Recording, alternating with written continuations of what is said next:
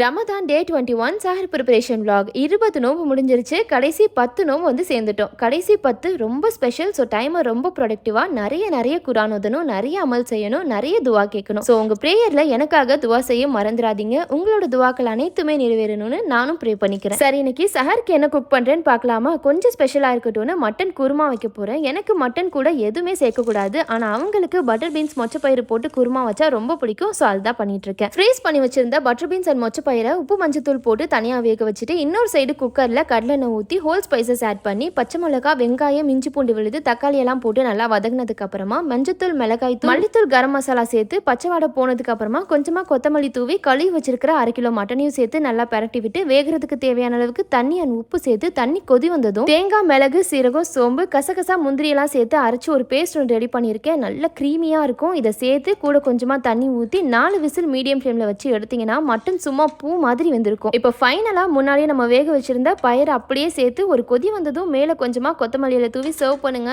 அற்புதமான மட்டன் குருமா தயார். கண்டிப்பா ட்ரை பண்ணி பாருங்க. சும்மா சொல்லக்கூடாது, அந்த பட்டர் பீன்ஸ் கூட சாப்பிடுறதுக்கு மட்டன் சாப்பிடுற மாதிரியே இருந்துச்சு. வீடியோ பிடிச்சிருந்துச்சுன்னா ஷீல்ஸ் டைனிங்க லைக் அண்ட் சப்ஸ்கிரைப் பண்ணிக்கோங்க. பாய்.